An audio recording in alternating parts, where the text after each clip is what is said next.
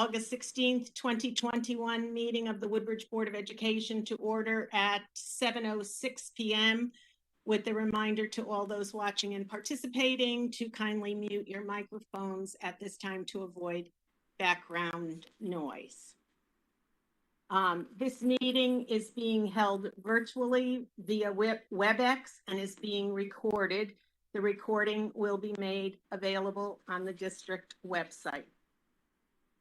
At the August 11th meeting of the Board of Selectmen, Ms. Erin Williamson was appointed to fill the Board of Education vacancy caused by a recent resignation.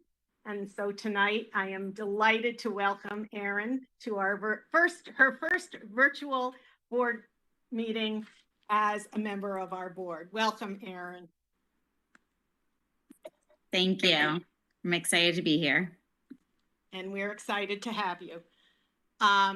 So board members, this is new, but I now will be taking the roll call of the board. So if you could unmute and just say here for the record, I would appreciate it. Ms. Maria Madonic. Here. Ms. Sarah Beth Delpreet.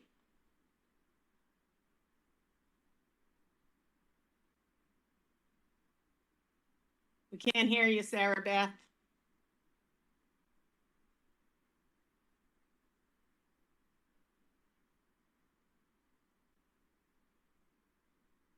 I see that she's here and has raised her hand, so I'm going to move on while she works on unmuting. Dr. Jay Daya. Here. Ms. Brooke Hopkins. Here. Mr. Jeff Hughes. Here. Dr. David Ross. Here. Dr. Michael Strambler. Here. Ms. Erin Williamson. Here.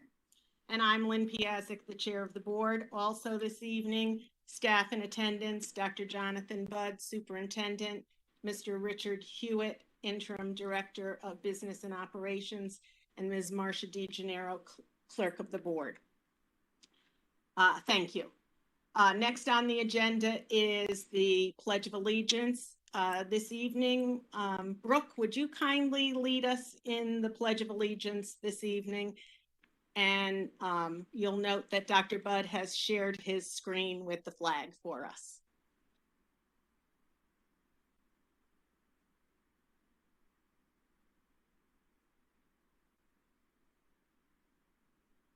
Brooke, we can't hear you if you're saying anything.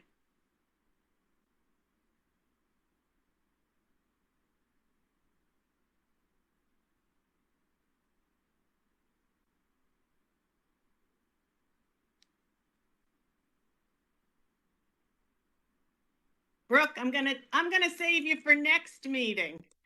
Mr. Hughes, I see you standing and ready to lead us in the Pledge of Allegiance. Thank you. I pledge allegiance to the flag of the United States of America, to the republic which stands one nation under God, indivisible, liberty and justice for all. Thanks, Jeff. Appreciate that very much for the fill-in. Always good to be a substitute. Next, we're up to correspondence. Sarah Beth, is there any board correspondence that you can report on this evening?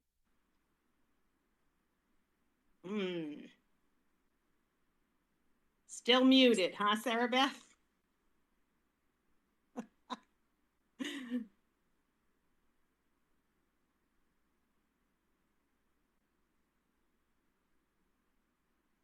Sarah Beth, do you have the microphone part? Do you have the volume turned up on your computer?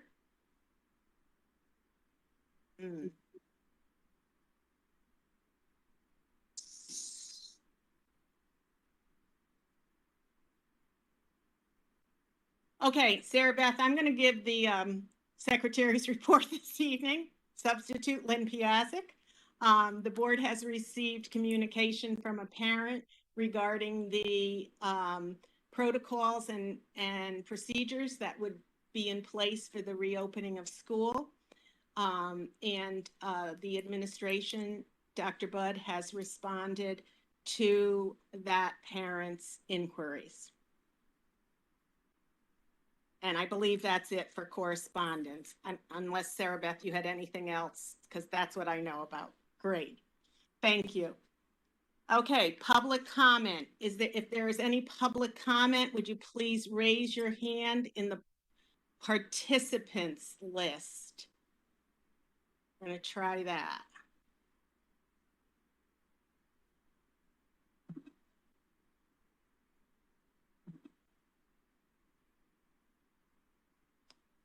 Okay, I don't see any hands raised. Oh, there are hands raised, Jonathan, two. Ah, fine. I see someone listed as James Turcos, and I also see Jeffrey Luck. So let me read the statement, and then I'll call on people to make public comment. The board welcomes public participation and is appreciative of the feedback we receive from the community, whether it is through letters or public comment at meetings. If you are making a public comment at tonight's meeting, please be aware that the board will not respond to any comments made during the public comment period, except to clarify issues. We will take into consideration your comments, and when appropriate, district administration will follow up with you at a later point in time. We ask that speakers limit their comments to 3 minutes. And this evening, I'm going to ask Ms. Madonic to be our timekeeper. So she will be letting anyone know if there is, if your 3 minutes is up. So first hand raised I see is listed as James Turcos. Could you please identify yourself with your name and your address? Hi, can you guys hear me? I'm Kristen Turcos. I live at 14 Bear Hill Road in Woodbridge. So I just wanted to start by saying that I was really pleased to see the addition to the health screening procedures policy stating that the principal and the nursing supervisor will notify parents, guardians in writing prior to vision hearing and postural screening of students.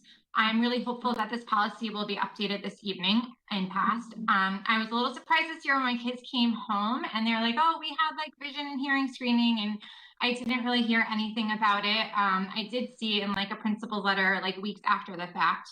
And I do recognize that the screenings are in the policies handbook, which we received at the beginning of the year. But it's really important to me and to our family to have clear communication regarding medical procedures performed at the school, specifically when they will occur. That being said, I think that these medical procedures need to be kept to a minimum. One medical procedure that I am extremely concerned about is the optional COVID testing to be performed in Connecticut schools. And I'm really hopeful that this testing will not be conducted at Beecher Road School. While I understand that it is optional and will require parent permission, I just have a lot of concerns about the logistics of the testing. How are nurses and classroom teachers going to keep track of who gets tested, in addition to the never-ending piles of paperwork and job duties they already have to fulfill? How are teachers supposed to explain to their class why some students are being tested and others are not? If parents want to get their students tested, it is now extremely easy to stop at any pharmacy or testing center with no wait and have a test. Medical procedures should be the parents' responsibility only and should not be conducted in schools without parental supervision, period.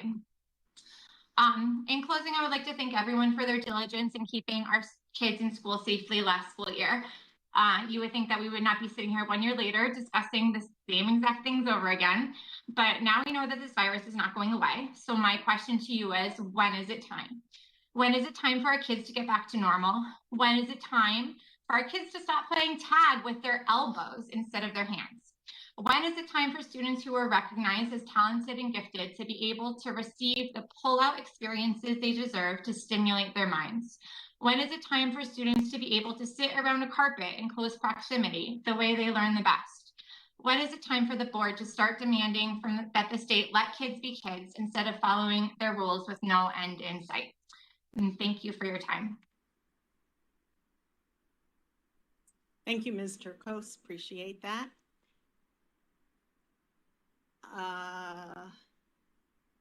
Jeffrey Luck, I'm noticing that your hand is not raised now, but if you have a comment that you would like to make, would you?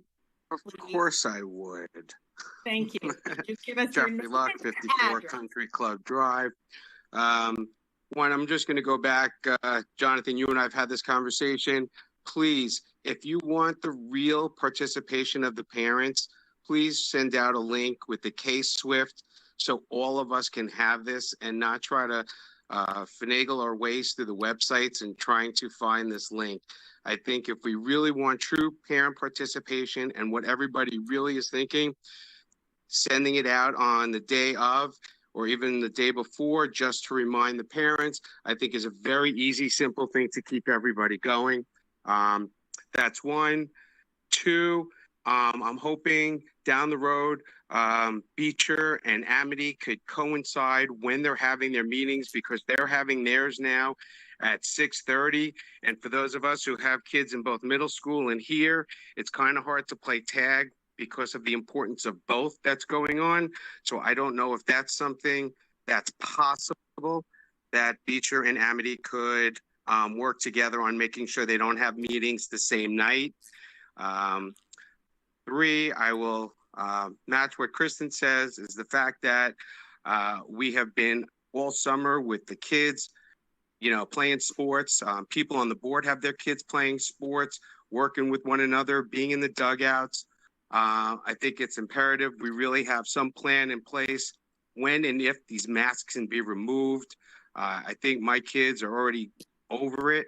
I think people I speak to, they understand the importance of it, but asking for that survey to the parents regarding what their feeling is on having a mask or not having a mask in class, I think it's something that we could do, at least get a better perspective of what everybody is really feeling as opposed to just the select few on the far left or the far right, but really getting the middle ground and what everybody's feeling. Because I don't think we can all speak for everybody. And if given the opportunity and an easy way of making that survey available to the parents, I think people would respond in accord. So that is it. I thanks for your time and good luck with the meeting. Oh, and please, where can I find the agenda for these meetings before I'm on so I can actually know what you guys are preparing? That would be the last thing. That's it. Thank you so much. Mr. Luck, thank you as well. Some good suggestions, I think, for communication with the community. So appreciate that. If you have spoken and would you make sure that your hand is unraised in the participants list? And Jonathan, do you see anyone else?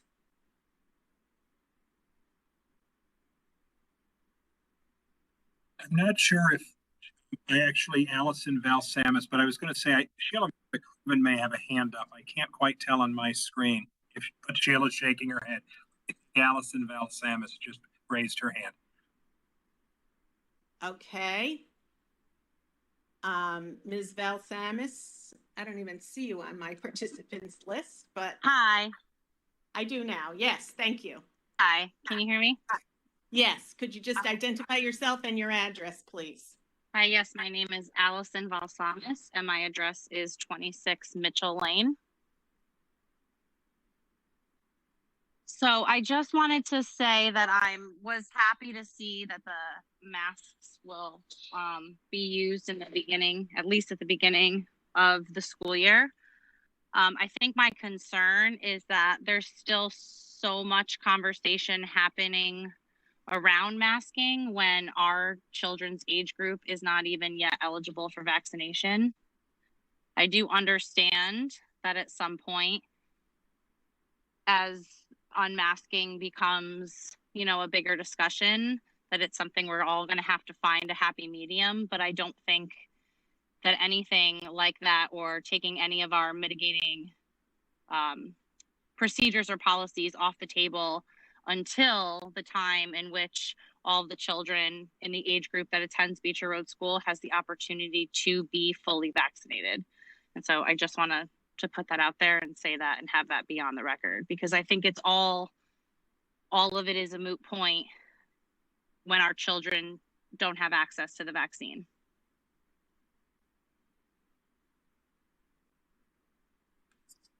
Thank you for your comments. Appreciate that. Could you unraise your hand now, please? And Ms. Turcos, if you could unraise your hand.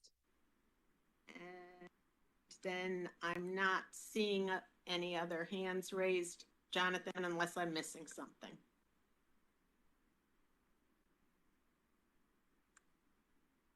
No, I don't either, Lynn. Thank you. All right, we'll move on to item 2 on the agenda, consent, which is consent agenda. This evening, the minutes from the July 19th, 2021 regular meeting are in tonight's consent agenda for approval.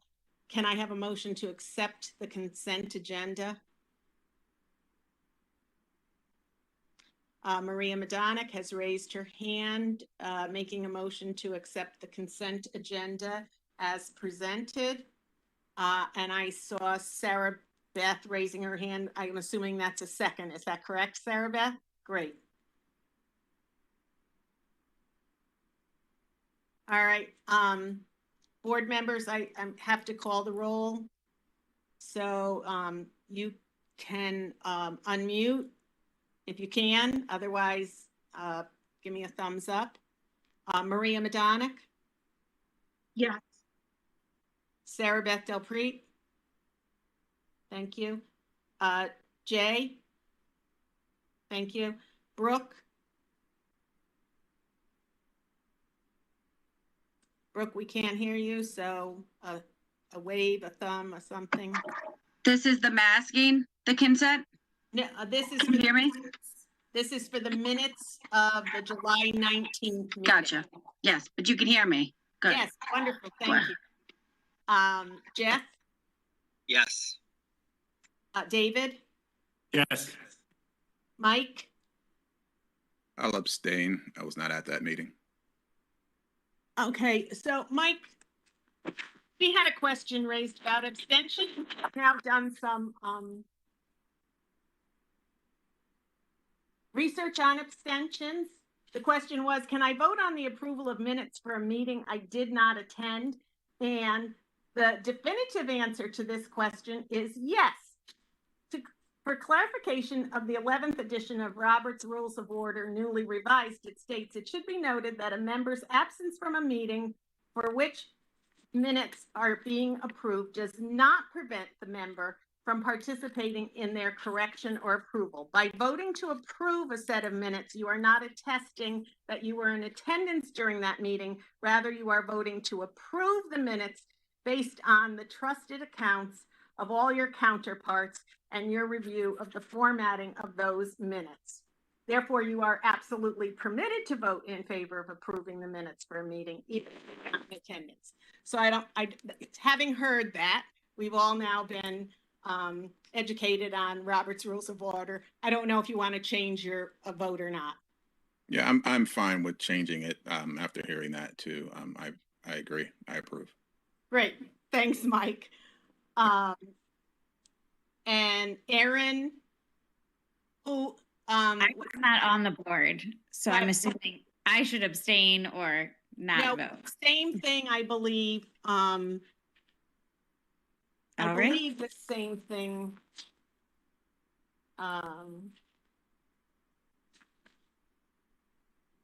You know what? I need to do some further research, Aaron, because it doesn't answer if you weren't a member of the board at the time. My research only shows about if you were absent. So we'll let you abstain from this one. So Marcia, that vote was 8 yes, 1 abstention, and we'll do some more research. Thank you though for indulging me in that. Next on the agenda is the superintendent's report. So Dr. Jonathan Budd, you're on. Thanks very much, everyone. At our July meeting, I mentioned that Beecher Road School has been a beehive of activity over those past 6 weeks. And I focused then primarily on student programming that occurred in July. Tonight, I'll say a little bit more about other summer activities at Beecher.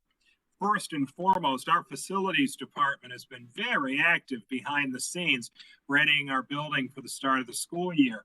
All spaces have been thoroughly cleaned and spruced up. to give our students and staff an optimal learning environment for the fall. Our administrative assistants have been busy registering students for Beecher Road School. Our district continues to be very attractive. Just this week, based on confirmed increased enrollment in grade 4, we have added an additional class section at that grade within budgeted parameters.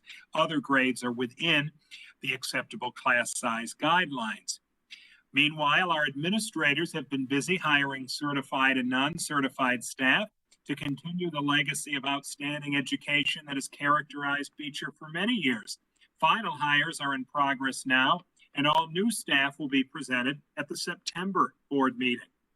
The other administrators and I are also working to propose the series of this year's presentations at upcoming board meetings to be reviewed first by the board leadership and then by the full members of the board in upcoming weeks so that we can meet everyone's needs in a timely manner.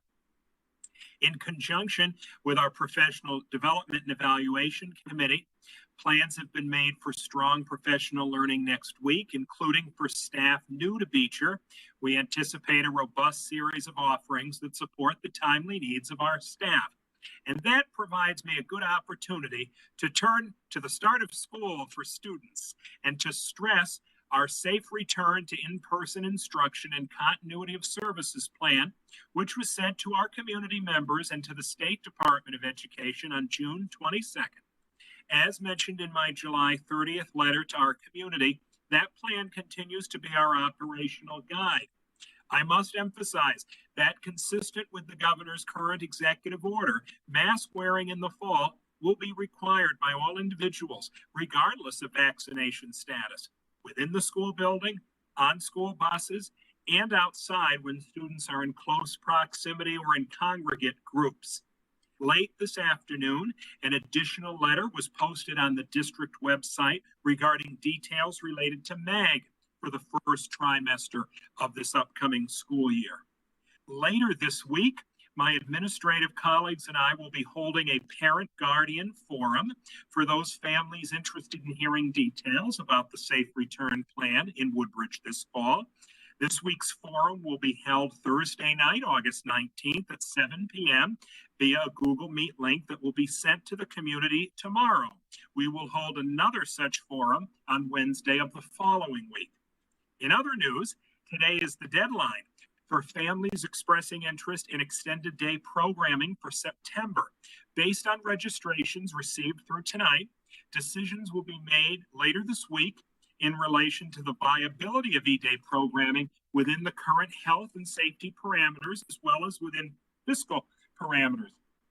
Once the decision is made, it will be communicated later this week to all families who expressed interest by today's deadline.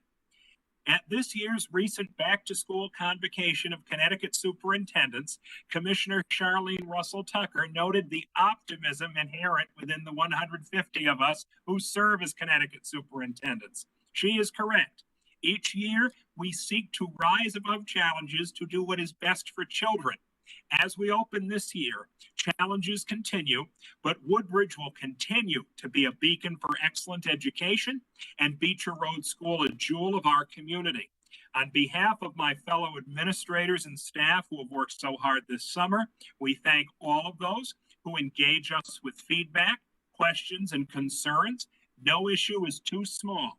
We continue to invite your input, which continues to make us stronger as a community working together. Thank you very much. Thank you, Jonathan. Board members, are there any questions or comments about Dr. Budd's report this evening?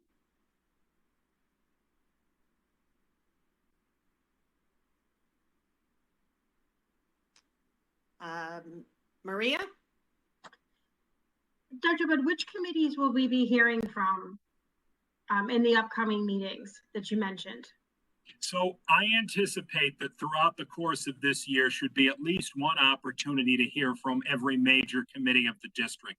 They include the committees that are established through the board, such as the ad hoc student culture and community, committee, and also committees at the superintendent level, such as the Community Diversity Committee.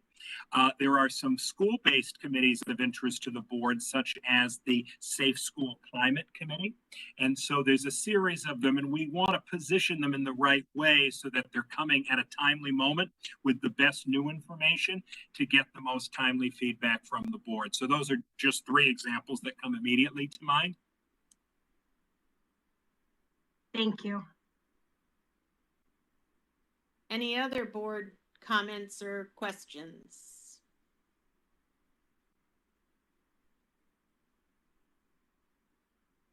I don't see any hands. Thank you again, Jonathan. We're going to move on to board committee reports. And I just would like the public to know that in anticipation of a new board member joining us, we formed 2 temporary committees to deal with things that were pressing issues for the district in finance and in policy. And so those temporary committees have met, and they will have a meeting tonight. Following the appointment of Aaron, we will be setting up our permanent committees, and we will then let everyone know what the schedule is for those meetings throughout the year. So first on the agenda is the Finance Committee report. Sarah Beth Delpreet, do you want to start? Maybe? No.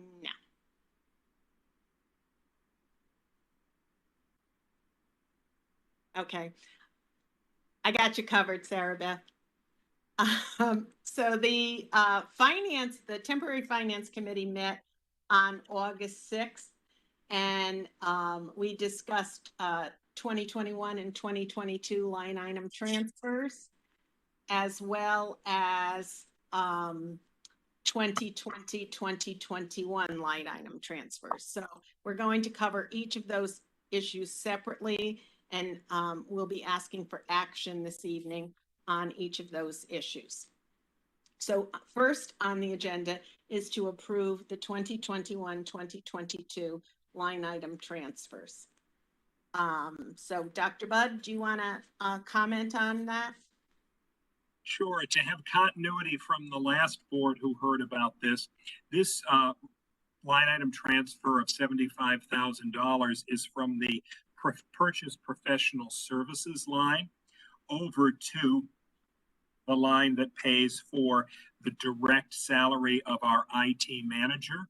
The rationale for this transfer, as we discussed at a prior meeting of the Finance Committee in the spring, is that our prior model for IT services was to contract out with ACES for a consultant who came in 30 hours a week. We've moved that position internally for 40 hours a week, achieving a neutral budget impact, but it is proper to pay for this not out of the purchase professional services line, which is only for consultants, but in the line that's indicated through the requested line item transfer. So this is a straight transfer so that our budget is paying people out of the appropriate line item.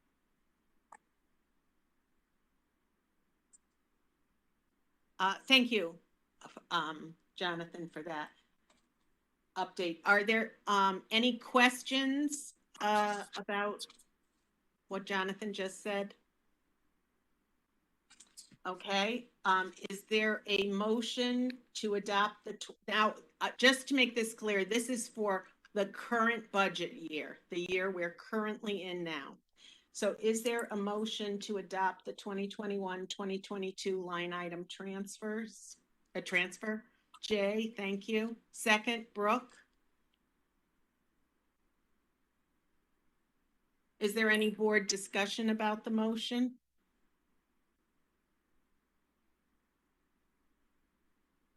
Seeing none, I will call for a vote. Ms. Madonic? Yes. And yes. Sarah Beth? Yes. Jay? Yes. Brooke? raised her hand, yes. Jeff Hughes, Yes. David, Yes. Mike, Yes. Aaron, Yes. and I vote yes. That, Marcia, it's unanimous. The motion passes. All right, and just as I'm going to stop for a second to hopefully help you, Sarah Beth. I just got a message from the host who says that you joined the meeting by checking the audio box, and you could try logging in again and looking for the audio box at login and checking that if you so choose to do that.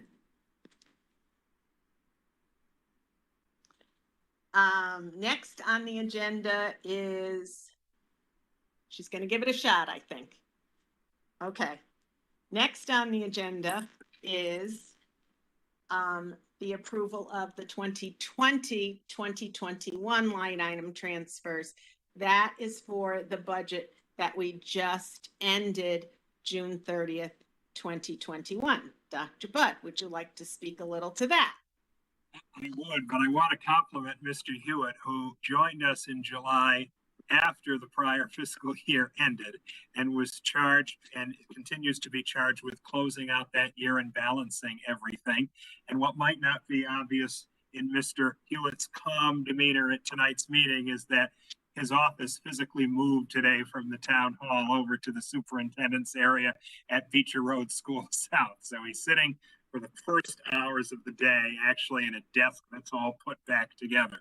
But what you see here in the 6 or 7 page chart that goes along with this request from the Finance Committee is a series of line item transfers that occurred over the course of last year. And to be fair, Mr. Hewitt was not here at all for that year, and I was here for approximately half of it. And several items on here were decisions made by the prior board when the school year began and there was a need to rearrange some things based on COVID.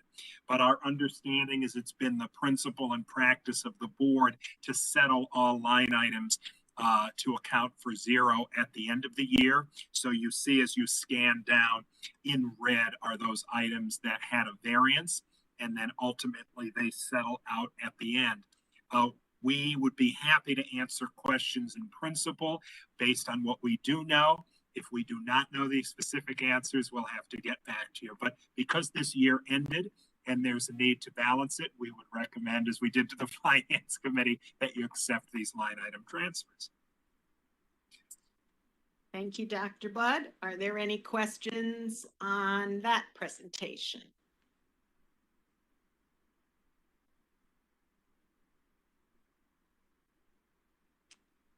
Okay, I don't see any. Is there a motion to adopt the 2020-2021 line item transfers? Sarah Beth? Is there a second? Brooke? Is there any discussion on the motion? I'll call the roll for the vote. Maria? Raise your hand. Yes. Sarah Beth? Want to give it a shot? See, can you unmute, Sarah Beth? Did it work? Still not, huh? Okay. Raised your hand, yes. Jay? Yes. Brooke? Yes. Jeff? Yes. David? Yes. Mike? Yes. Aaron? Yes. And I vote yes, it's unanimous, Marcia. Thank you. Motion passes. Moving on to 3C, Policy Committee Report. Maria Madonic, she chaired the Temporary Policy Committee. Thank you, Lynn. The Temporary Policy Committee was made up of myself, Ms. Brooke Hopkins, and Dr. David Ross. We met on Wednesday, August 11th. We discussed the updates to 3 different policies. So I believe the first one that's up for consideration is policy 4118. And that is regarding social distancing and masking. Dr. Budd, would you like to present that? Thank you. Yes, the changes here are few, but they're all the same principal and represented in red. The current policies on masking include some references to students being 6 feet apart. And in the new safe return plan based on the CDC standard, 3 feet apart is what will be occurring between students at a minimum, not 6 feet. Everything else about masking, as has been mentioned a few times at this meeting, stays exactly the same, but this is to conform the detail of 3 feet to the safe return plan.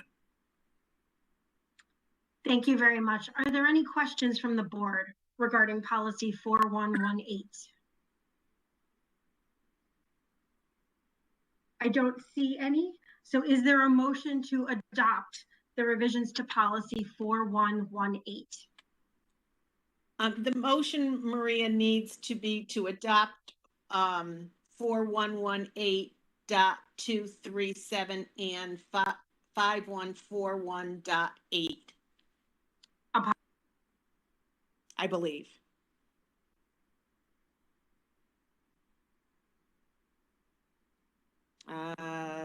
We got a spinning wheel for Maria.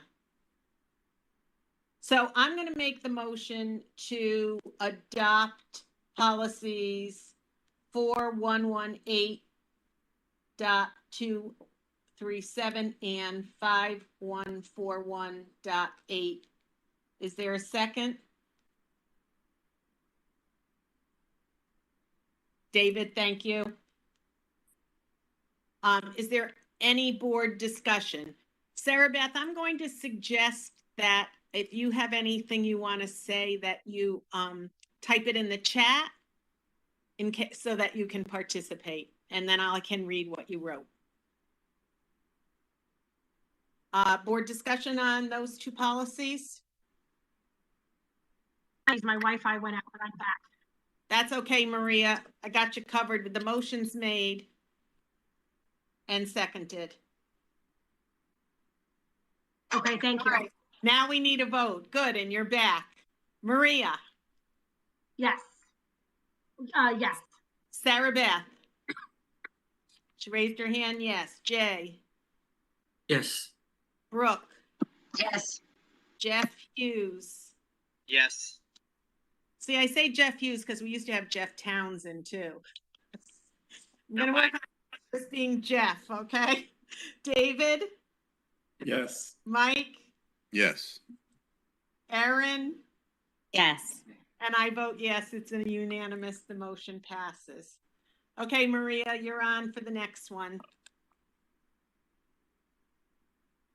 Did we lose her? The next policy up for consideration is policy 5.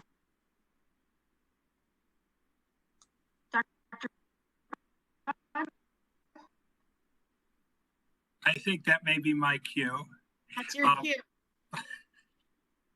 5113 is actually a policy the last board just revised in June. It's a core policy on student attendance. However, the state legislature adopted a law as of July 1st that requires us to add something to our policy. So Public Act 2146 includes a provision that you see in red on page 2 of the policy. This is for any K-12 student in any Connecticut public school. In addition to the regime of excused absences and unexcused absences, a student is permitted now to take 2 additional days as mental health wellness days. And the definition you see there is also in the legislation. It's a school day during which the student attends to his or her emotional and psychological well-being in lieu of attending school. And the final sentence you see there also comes right from the legislation. A student is permitted, no questions asked, to take these 2 days, but they can't be 2 consecutive school days. So adopting this is what we must do in this case based on the law, and adopting it tonight allows us to let parents know it prior to the beginning of the school year, which is important for due process. Thank you. Thank you, Dr. Budd. Are there any questions from the board? Yes, Jay. So, Jonathan, I got two very quick questions. The first question is, beyond, you said something about excused absences. So I noticed there were a certain number of excused absences. Does this go beyond that, beyond all absences? And who approves the absence? So is it a parent? Is it a psychologist? Is it a nurse? Is there somebody that needs to approve that particular absence? Because when I read the language, I thought it was extremely loose. So does the child just say, I want to stay home? How does this work?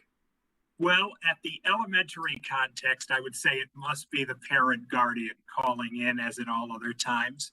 And because they're responsible for their students' whereabouts during the day, and presumably the student won't be home alone. But there is no provision that the school would second guess this. So the parent or guardian simply needs to declare it. Your first question refers to the excused and the unexcused absences. That structure is at the bottom of page 1 going to page 2. And essentially for the first 9 absences in a school year, any reason that a parent guardian provides is acceptable to count as an excused absence. Absence 10 or beyond could be excused, but then there are some more provisions applied. These 2 days are outside of that scheme. So theoretically, a student would have 11 excused absences, but that's if the parent said, I'm taking 2, my child's taking 2 of the mental health wellness days. And one of the reasons this becomes important, as some people on the board will remember from the spring, is that our metric for student chronic absenteeism has been high. And one of the ways we keep it appropriately low is by accurately coding the days that students are not in school. I hope that answers your questions.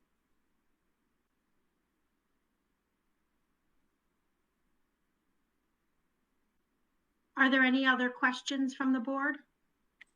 Lynn, do you see any, because some of my videos are off? I don't see anyone else raising their hand from the board, Maria. So I think we're ready. Okay. I have just a follow-up question on that. Okay. So just to clarify then, Jonathan, are you saying that this mental health days will count as excused absences? So when we have data in our system and we're looking at absences, they'll just be lumped into, they'll be counted as excused absences versus unexcused absences. We won't have a third category of mental health days, for example. Is that how it will show up? Yep. I believe the state will ask us to code it differently because they're also interested in tracking this. But from a chronic absenteeism perspective, it won't count against a student or the district. Okay.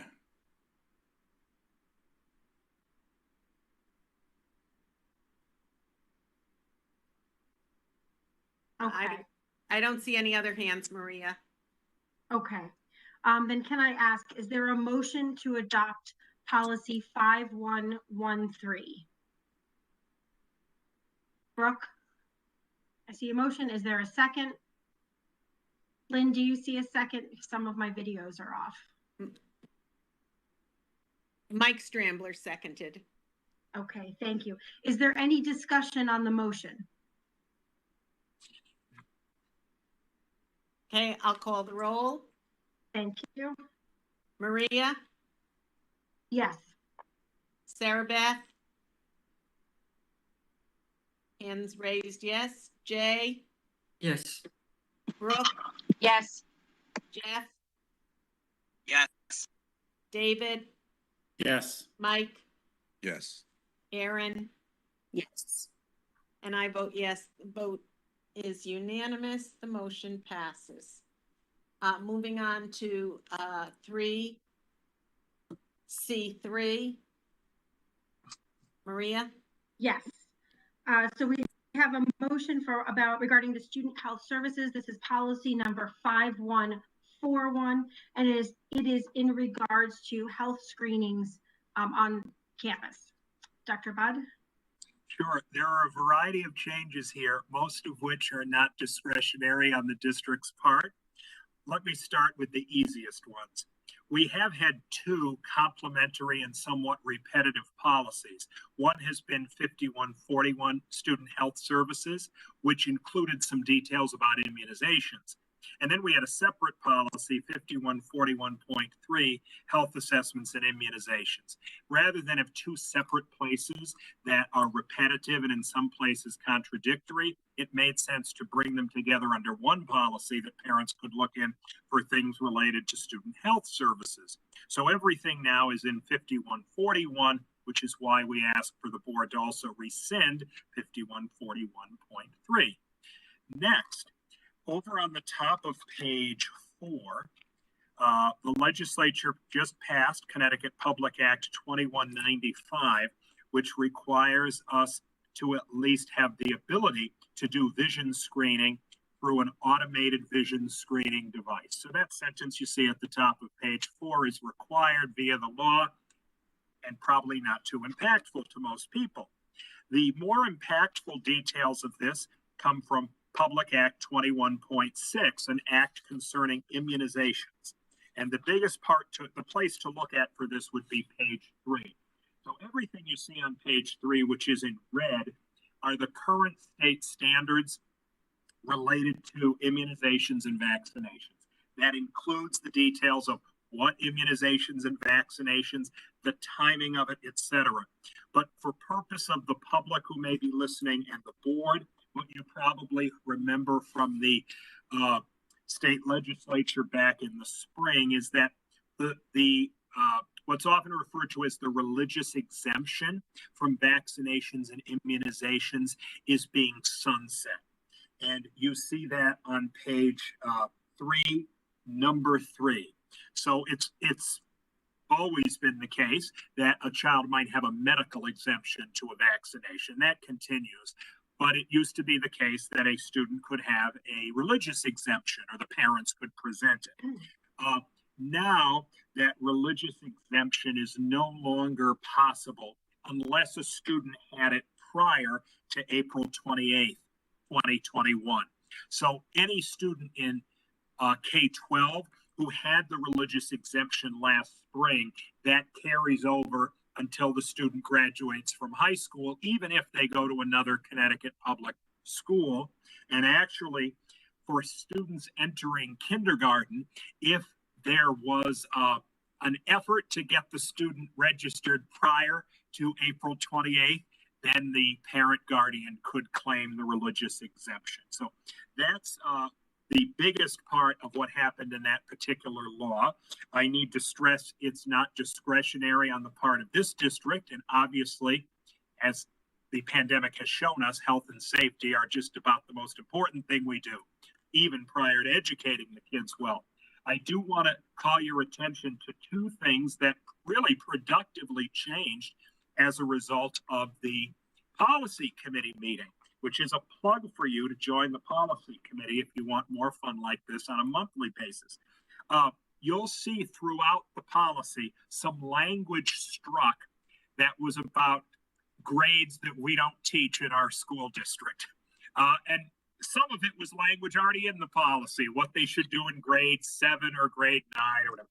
The policy committee decided, let's stick to things that are happening in K-6. So if you see things crossed out about upper grades, there was not a judgment about it other than we weren't going to include higher grades. And then the second really productive thing was mentioned tonight in public comment by Ms. Turcos, and it's over on page 4.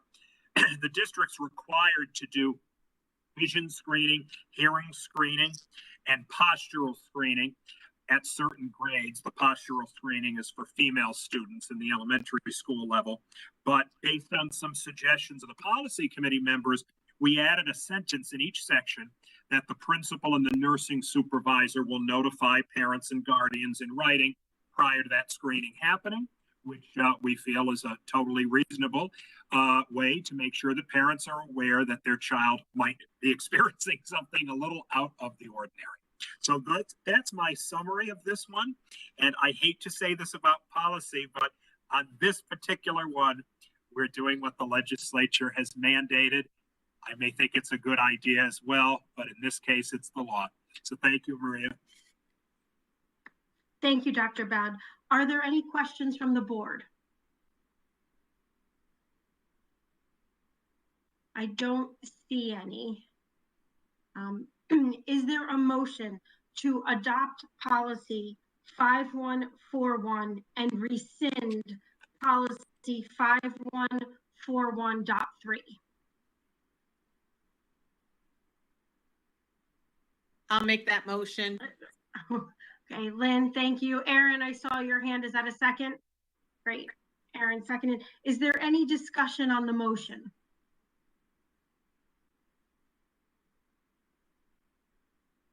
I don't see any, Lynn, so I think we can go ahead with a vote. Thank you, Maria. Maria? Yes. Sarah Beth? Raise your hand, yes. Jay? Yes. Brooke? Yes. Jeff? Yes. David? Didn't hear you, David. Yes, sorry. Oh. Mike? Yes. Aaron? Yes. And I vote yes. It's unanimous. The motion passes. Thank you, board members. And thank you, Maria and Dr. Budd. 3D on the agenda is CABE Liaison report. We have not appointed a CABE Liaison at the, as yet. Waiting for our 9th member of the board to come on, and then that appointment will be made. So in lieu of having an official liaison, I'm going to give the CABE report, which is basically about the annual summer leadership conference. On August 5th, board members, Dr. Jay Daya, Ms. Sarah Beth Delpreet, and Ms. Maria Madonic joined Superintendent Jonathan Budd and me at the CABE 11th Annual Summer Leadership Conference at Water's Edge Resort, which was lovely. Following a welcome by CABE's President Donald Harris, Charlene Russell Tucker, the acting commissioner of the Connecticut State Department of Education, spoke on opportunities and challenges facing public education in Connecticut today. Then Dr. Martha Brackeen Harris's presentation on diversity, equity, and inclusion was followed by a panel discussion on dealing with divisive issues.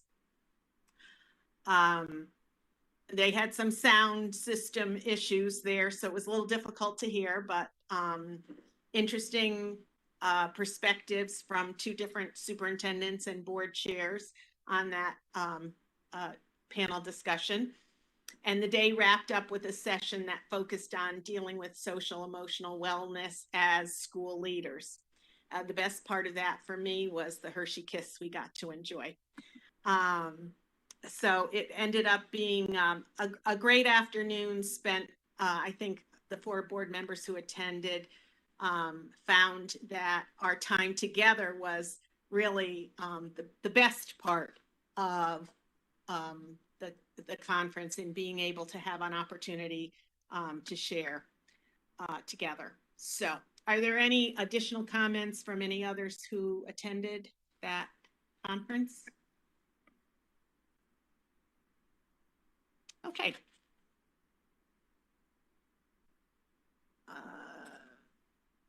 Moving on to new business, which is 4A, adopt flexibilities for implementing the Connecticut guidelines for educator evaluation 2017 for the 2021-2022 school year. Dr. Budd. Yes, so I believe every member of the board knows that every teacher and every administrator under the rank of superintendent is evaluated each year through a system of educator evaluation mutually agreed upon between the bargaining unit and the Board of Education. So a prior Board of Education has agreed with to adopt the Woodbridge model for teacher evaluation and administrator evaluation. Discussing that isn't exactly tonight's purpose, but I just say it for context that every teacher, every administrator is evaluated annually. This year, because of the COVID-19 pandemic, the State Department has asked that local districts adopt flexibilities in their model. And the flexibilities are presented from the State Department of Education, and I'll highlight them in a minute, but they're the bullets on the cover sheet that you see. The district's Professional Development and Evaluation Committee is comprised of Principal Annalisa Sherman, Director of Special Services Cheryl Kiesel, and myself representing the administration. It is also comprised of approximately 10 to 12 teachers, including representatives from the Woodbridge Education Association and the WEA. That group reviewed this July the flexibilities that you see here. They have endorsed them, and they support my recommendation that you mutually agree to implement them. I would just point out that under the state's option, we can agree with all of these, or we can reject them. But they've asked that superintendents be clear that it's not a menu to pick from, but it's a comprehensive way of looking at teacher evaluations. The first bullet presents to you the focus areas for every teacher's goal. And teacher for this purpose is everybody working under a teacher certificate. So that includes classroom teachers, librarians, specialist teachers. There's about 80 of them in our district. And every one of those individuals, in addition to simply doing every year the best job that they continue to do, establishes a student learning goal with 2 measures of achievement. And you see there are 5 areas that the state has asked in these flexibilities teachers to focus on. Social and emotional learning for students, student engagement, engaging families, cultural responsiveness, or academic achievement. I think all of which we would agree are quite important topics to be dealing with. Administrators, and I say again, administrators would represent all of our administrators below the rank of superintendent. They would develop 2 student learning indicators, essentially moving in the same areas, but the first is supporting the health, safety, and social and emotional well-being of staff and students, ensuring equity for the most vulnerable students and their families. And I'm just going to pause there to say that to me speaks very importantly about how we need to look at students and families for whom traditional methods might not be working as well as we might hope. Mastery-based learning, or systematic approaches to incorporating social emotional practices or culturally responsive practices into the teaching and learning process. So every teacher, every administrator, by mutual agreement with that person's supervisor, establishes learning goals for the year, and your adoption of these flexibilities would direct the staff to do it in these particular areas. The next bullets get into what we might talk about as classroom observation. And so here it's a little bit differentiated. What the Professional Development and Evaluation Committee has supported in the next bullet is that teachers with more than 3 years of experience will have a minimum of 2 informal classroom observations, including verbal post-conference feedback. And then in the next bullet, teachers with 3 or fewer years of experience will have a minimum of 1 formal classroom observation, 1 informal classroom observation, including written post-conference feedback, 1 informal classroom observation, including verbal post-conference feedback, and 1 review of practice. So I just need to I feel I need to define a couple of terms there. You might be asking, what is the difference between a formal and an informal classroom observation? By state definition, it is defined based on time. If you are in the classroom as an evaluator over 20 minutes, it is a formal observation. If you're there fewer than 20 minutes consecutive, it's an informal observation. These are the state's terms. And what is a review of practice? That might be an unusual term as well. For our purpose, we might say a review of practice is the opportunity for the evaluator to assess the teacher or the administrator's work without being directly in the classroom. As an example, A teacher might be observed at a data team meeting, reviewing student assessment data and giving feedback based on it. A teacher might be observed at a PPT meeting, giving feedback about a particular student's needs. And then the last two bullets on the cover sheet you see speak about our administrators, and classroom observation is really not appropriate term for them. So the state uses the word site visit. We're a little bit unusual because we're all in the same site. I don't have to travel around to different elementary schools. So the site visit is actually walking up the hallway in my case. But administrators with more than 3 years of experience, and we have 2 of them, will have a minimum of 2 site visits and 1 artifact review, which would be similar to the review of practice, looking at data that the administrator might have. Administrators with 3 or fewer years of experience, and we have 1 administrator in that category, will have a minimum of 3 site visits and 2 artifact reviews. Now, one final word. I imagine if you've never heard anything about teacher administrator evaluation before, this might be coming totally out of the blue. There's a statutory requirement that a superintendent report annually on the status of teacher observation to the board. So you can expect that from me at the end of this year. But at the moment, the best I can ask you to do, and I'm happy to answer questions, of course, but is ask you to adopt these flexibilities, which will allow our administrators and then the teachers to begin the goal setting process at the beginning of the year so that we can accomplish what we need to with this. I'm sure you have questions and I'd be happy to answer them. Thank you, Jonathan. Any questions? Jay?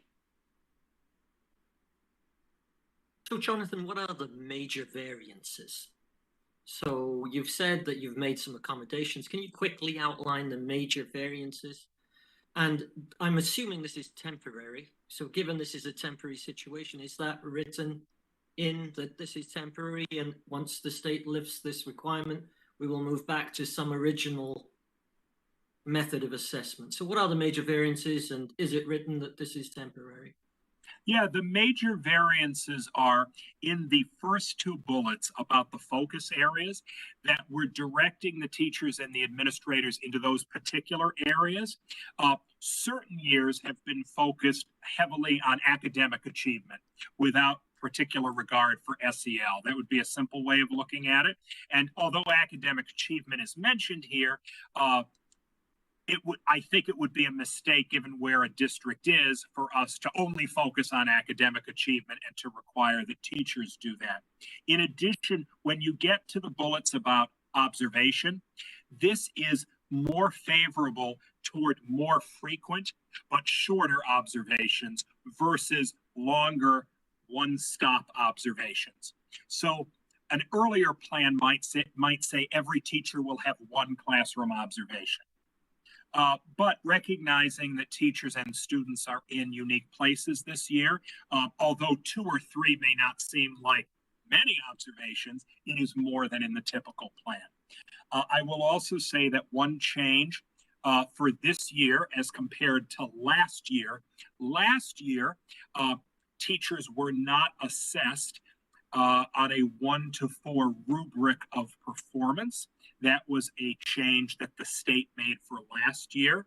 That has been lifted for this year. So a teacher or an administrator's performance on these measurements will ultimately generate a 1, 2, 3, or 4 performance score at the end of the year. And Jay, just to add to that, when I ask for the motion, it will be clear that it is just for the 21-22 school year. So just to be clear, there's more informal assessment than formal assessment. I'm assuming shorter meetings. Would that be true? I didn't hear you're assuming what now?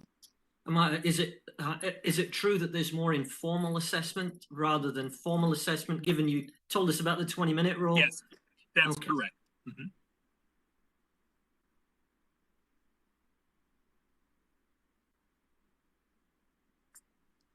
Mike, you have a question?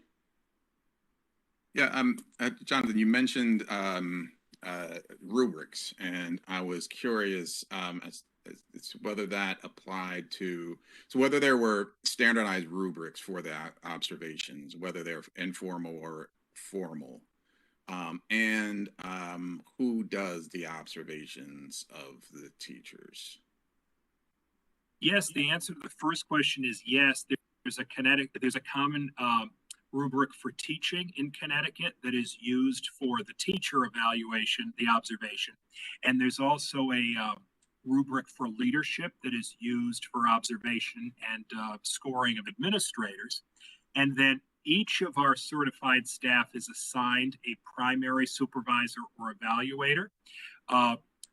For our general education classroom teachers, they are divided between the principal and the assistant principal. For the people who work in special services, primarily they are supervised by the director of special services. On the administrative level, from the certified level, the assistant principal is supervised and evaluated by the principal. And the principal and the director of special services, as well as some non-certified administrators who are not subject to this, they are supervised and evaluated by the superintendent. So all of the rubrics that are used for evaluating the teachers are scored? Is that, did I hear you say that? Yes, and I'd be happy to share them with the board. That might be useful. If you haven't seen them before, I'd be happy to share them. Yeah. So John, I think that I am the only board member who sat on the board in 2017 when we voted on the evaluation plan that went to the state. Mm-hmm. And so it might be helpful if we shared that with all the other board members so you could see what was the norm and what's been agreed to with the PDEC and the association and the board. And then that might help you to understand the flexibilities that are being implemented for this year. So maybe we could email that out to. Yeah, that would be great. Would that be helpful, board? Yeah, that would be great. Okay. Thank you. Maria. Thank you. Dr. Budd, I just had a question, regarding the points for the social and emotional well-being of the students. Is there a tool that's going to be used for the teachers to be able to evaluate those outcomes? And, does that tool, I'm assuming, that's been tested by the state and it has construct, validity to it. I just wanted to make sure that there was something that we were measuring that against. That's going to give us some real information. Don't make too many assumptions about what the state might do with that. However, the state is supposed to be providing a potential assessment instrument to school districts. But in speaking with Cheryl, whom I thought would be the backup on this earlier today, neither of us have seen a copy of that yet. But the school year hasn't quite begun. I'll be happy to share it as soon as we get it. Yes, we're supposed to have something.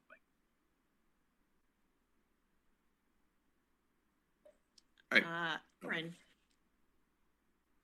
Hi, this may go back, Lynn, to your point of not knowing kind of the baseline and where these changes come from. But when on the first and second bullet point, when it says teachers will develop or administrators will develop, is that in collaboration with their supervisor? And I guess my point is, right, if a supervisor has would like to see a teacher or an administrator really focus on an area where they could see potential need for growth and improvement, does that supervisor have any ability to speak into those goals? So yes, in the plan and in the ideal world, these goals are created by mutual agreement between the supervisor and the teacher or the administrator. There is a mechanism in every plan if mutual agreement is not accomplished, that, if you will, the next level weighs in on it. And so ultimately, if I had to simplify it, I would say, although one would try to reach mutual agreement, It's also the case that ultimately the supervisor could help determine the goal, but typically there are ways in which other people are brought into that conversation to help broaden the understanding of what's needed. Ultimately, though, the state requires that there's an appeal process to this, which ultimately ends with the superintendent, but I would say you would not want to see most of these things get to that level.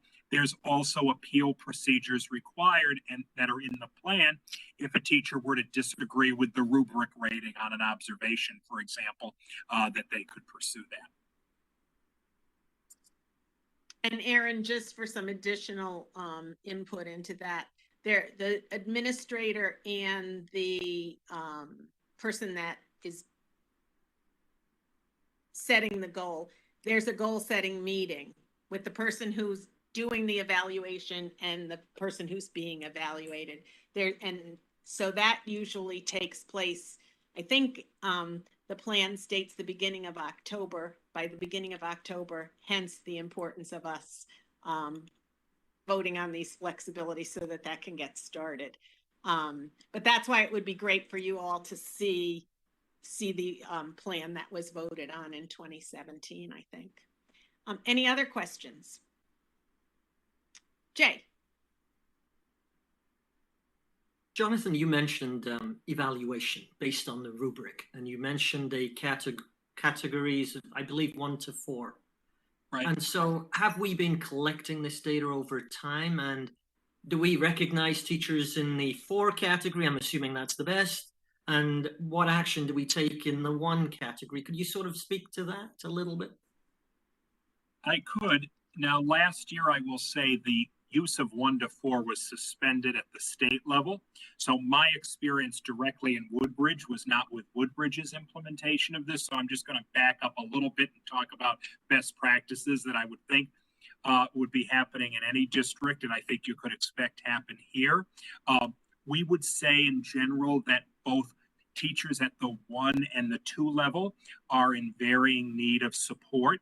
I would phrase it this way: it's a much more significant area of concern if somebody is rated a 1 as compared with a 2.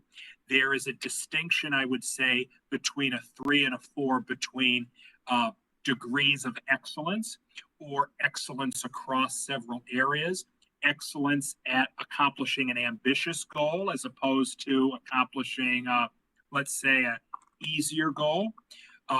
There, in those categories of level 1 and level 2, a district has the ability to support teachers much more intensively through intensive assistance. And there's procedures that the district's association, collective bargaining association, have agreed to with the district for how to assist teachers in those areas, as well as administrators. Everything I'm saying applies to administrators as well. And the plan of assistance, the outline for all of that is part of the plan that you'll all get a copy of. Anything else, board members? Go ahead, Jay. Sorry, can I just follow up on that, Jonathan? Do we include other stakeholder input in this? So, I'm sorry, Jay. I cut you off and I apologize.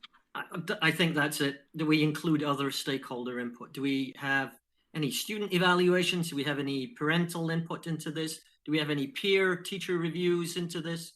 Any other assessment criteria that go into this? That's right. So stakeholder feedback, and that's a term from the state, is to comprise 10% of a teacher or administrator's overall goal assessment for the year. And I'd be most comfortable with speaking with Lisa and Cheryl about how that was implemented prior to COVID, because it wasn't an aspect last year. I will say typically districts tend to look at that in the aggregate, as, for example, how all parents respond to something rather than at the individual teacher level. But I'd be more comfortable getting back to you with an answer on the implementation of that. However, stakeholder feedback as a general concept is required to be in any plan based on the State Department. I realize in thinking there was a part of your earlier question I did not answer, which is the feedback forms, the rubrics, and evaluators' comments are kept digitally and electronically through a platform called EdReflect, and those documents are made permanent parts of individuals' personnel files.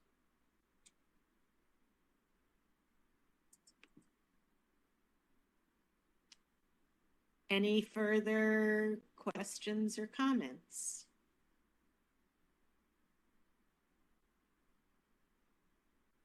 I don't see any hands raised.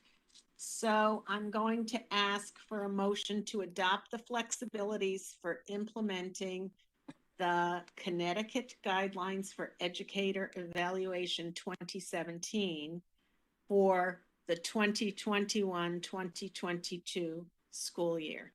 Do I have a motion? Jay? And a second, Maria? Is there any board discussion on the motion? I'll call the roll for the vote. For the vote. Maria?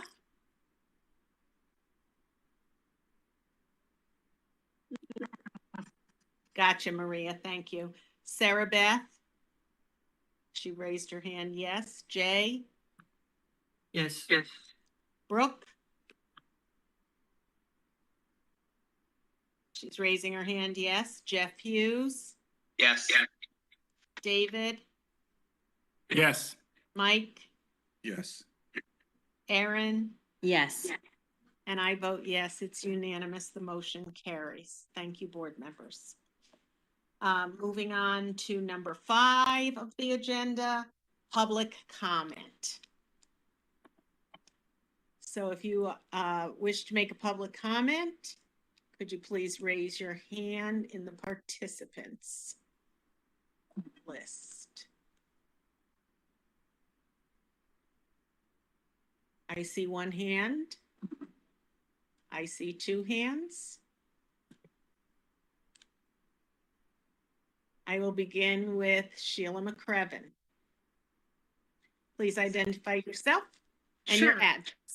I am Sheila McCrevin, 63 Center Road, just in the role sort of liaison from the Board of Selectmen. I wanted to share some news from the Board of Selectmen meeting on August 11th. We discussed the bond referendum, and due to the kind of ongoing COVID situation, we're pressing pause on that for the moment. So that's relevant for the Board of Ed because the replacement of your roof was meant to be included in that. My understanding is we're looking at some other options and we're hopeful that we may be able to move that one forward. The other items that were going to be bonded are not probably as crucial as your roof. So I did just want to share that news and let you know that for now, we will not be having a bond referendum next month. That was it. Thank you, Sheila, for that. And just for clarification, I believe that the roof was being bonded for refurbishment, not replacement. But I'm going to defer to Jeff Hughes for a clarification on that. That would be helpful information, yes. Is that correct, Jeff? Yes, I believe it could change daily, though. I think it depends on condition of the roof and what continues The on. longer we wait, it may end up being replacement. Initially, I think we asked for refurbishment though. So yeah, thanks, Jeff. And Sheila, thank you for that update from the Board of Selectmen. I also see Mr. Cowan's hand raised. Please identify yourself and give your address. I'm Daniel Cowan, 33 Lakewood Drive. Again and again in this conversation tonight, I heard the administration and the Board of Ed both mention state in their decision-making processes. And I would encourage this Board of Ed to seek funding elsewhere than the state. That way this Board of Ed could then maintain their own decision-making authority. If you're beholden to the wallet of the state, then you'll be beholden to the mandates of the state as well. And it's something that I would encourage the Board of Ed to figure out how to self-fund themselves. Thank you. Thank you for your comments, Mr. Cowan. Appreciate your participation. Any others? Mr. Cowan, you can put your hand down in the participants list. Thank you. I don't see any others. Jonathan, do you?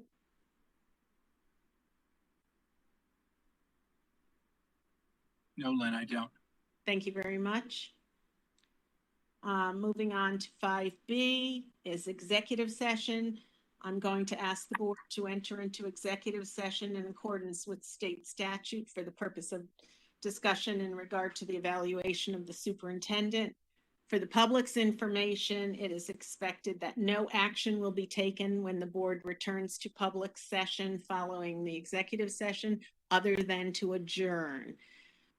So I need a motion to go into executive session, inviting Dr. Jonathan Budd for discussion concerning the evaluation of the superintendent.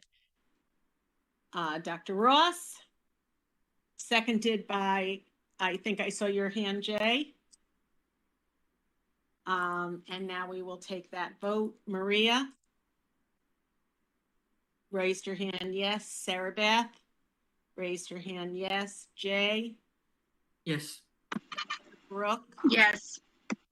Jeff? Yes. David? Yes. Mike?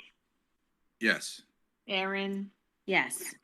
And I vote yes. It's unanimous. We'll be moving into executive session. We're inviting Dr. Budd into executive session. I'm reminding board members that there's a separate link for our executive session meeting.